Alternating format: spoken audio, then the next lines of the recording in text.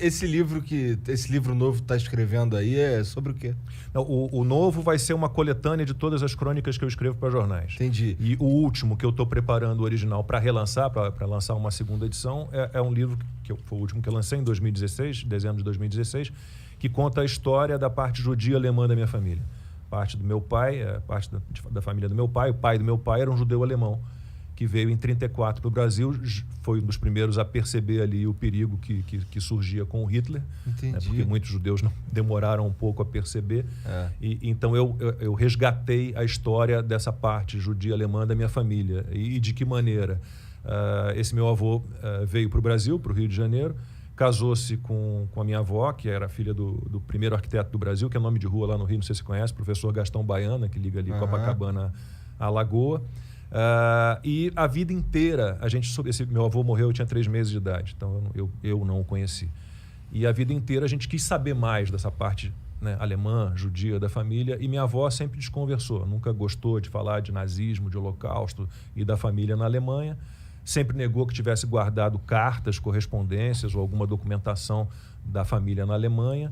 E quando ela morreu, a gente foi desmanchar o apartamento dela em Copacabana, morou a vida inteira lá na rua Anhangá, e descobrimos mais de 300 cartas, a maior parte da minha bisavó Elise, alemã, para o meu avô e a minha avó. E essas cartas eram... Que conteúdos eram dessas cartas? Tudo que você puder imaginar. Assim, no início, cartas dissimuladas, porque a minha bisavó, como muitos judeus, ela fingia, né, que não estava acontecendo o que estava acontecendo.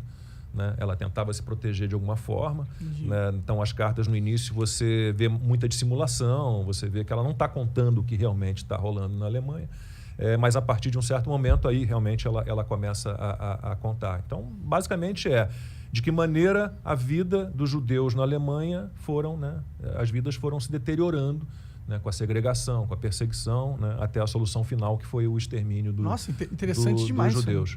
E essas cartas, eu tenho minha irmã caçula mora na Alemanha desde 92, então a gente entregou todas essas cartas para ela. Ela teve um trabalho enorme para traduzir tudo, porque era um alemão arcaico, uma letra manuscritas, né, uma letra muito difícil.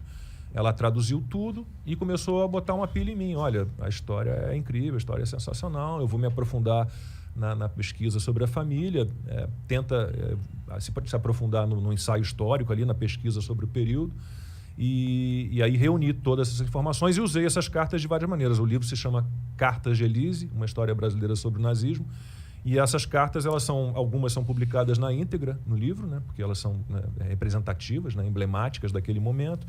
Algumas eu transformo em diálogos, então tem ali uma carta em que ela conta para o meu avô, e veio aqui o Levin, que era o cunhado dela, com um plano, já pensando em fugir da Alemanha, fugir do nazismo, com um plano de comprar uma fazenda em Blumenau, são tantos alqueires, não sei mais o quê. Aquela carta, publicá-la integralmente seria chato, então eu imagino o encontro do Levin com ela e eu faço um diálogo entre os dois. Então é um livro que tem uma carinha de romance, é uma história real, mas tem uma cara de romance, e algumas cartas só me deram informações, né, que eu diluo no texto. Isso acho que são documentos históricos, né? Sim. Isso aí. Eu acho que tem até pesquisadores que teriam interessados, né? Tem vários livros assim, né, de descendentes que conseguem reconstruir, né, reconstituir a vida. E o legal é que era da tua família, né? Não, e o bacana é que é uma homenagem, porque, por exemplo, os judeus, os nazistas foram implementando ao longo dos anos, né, desde a ascensão de Hitler, várias leis, né, de segregação contra os judeus. Então, retiraram os judeus do serviço público, retiraram os judeus das universidades como alunos e como professores, proibiram os judeus de frequentar bibliotecas públicas, cinema, teatro. Então, isso tudo foi num processo muito violento. Até que chegou o ponto que fizeram com que os judeus mudassem os nomes, seus próprios nomes. Então, os judeus que tinham prenomes de origem não judaica, as mulheres eram obrigadas a incluir o Zahra, o Sara no nome. Para você saber que o cara era judeu mesmo. Isso. Meu avô era Ernest, eu me chamo Ernesto em homenagem a ele, e ele virou Israel. Então, tiram a sua identidade, depois tornaram todos os judeus apátridas, então tiraram a pátria, eles não eram mais alemães.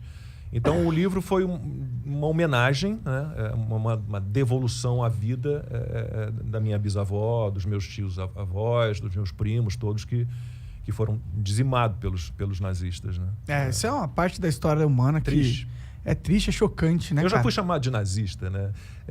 No meu Instagram, uma vez, um desavisado entrou lá e me chamou de nazista. E era Pedro o nome dele, eu nunca esqueci porque é o nome do meu filho mais velho. E eu me lembro bem da resposta. Eu falei, Pedro, me dei o trabalho de responder no Instagram. Pedro... erro. Pedro, eu poderia recomendar a você vários livros sobre o nazismo, vários livros. Mas eu vou recomendar apenas um. Cartas de Elise, uma história brasileira sobre o nazismo, que eu escrevi e conta a história da parte judia alemã da minha família, que foi dizimada pelos nazistas. Não tem nem como tu ser nazista. Aí o menino entra, desculpa, eu não sabia da sua origem. Então tá, nazista não, mas seu direitinho é de merda. Tá, cara. É a mesma coisa, né? Nazista e direitinho de merda. Pra uma galera né? Mas também pra uma galera... Os dois lados radicais estão transformando no país numa briga de quinta série do caralho, que